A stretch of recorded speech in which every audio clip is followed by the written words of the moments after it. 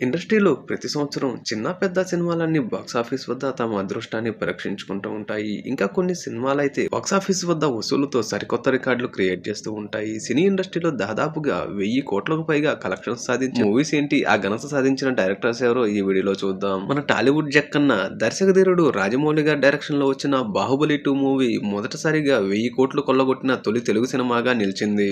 ఇక ఈ మూవీ తర్వాత Bollywood classic director Nitesh Tiwari direction లో వచ్చిన దంగల్ బాహుబలి 2 కన్నా ముందే రిలీజ్ అయినప్పటికీ టెక్నికల్ గా బాహుబలి 2 తర్వాతే 1000 కోట్ల క్లబ్ లోకి అడుగుపెట్టింది. ఇక ఈ 1000 కోట్ల కలెక్షన్ సాధించిన మరో director, one of the most awaited director Prashanth Neel గారు కేజీఎఫ్ చాప్టర్ 2 మూవీతో 1000 కోట్ల క్లబ్ లోకి అడుగుపెట్టారు.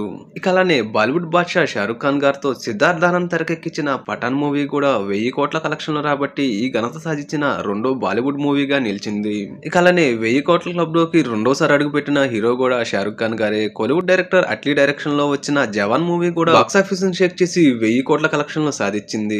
ఇక అలానే ప్రభాస్ గారితో టాలెంటెడ్ డైరెక్టర్ నాగశ్విన్ గారు డైరెక్ట్ చేసిన కల్కి మూవీ కూడా ఈ 1000 కోట్ల కలెక్షన్ల టార్గెట్ ను ఛేదించింది. ఇక ప్రస్తుతం ఇండియాని షేక్ చేస్తున్న పుష్పరాజ్ రూల్ అంటూ వచ్చిన సుకుమార్ గారు కూడా పుష్ప పార్ట్ 2 మూవీతో 1000 కోట్ల క్లబ్ లోకి ఎంట్రీ ఇచ్చారు.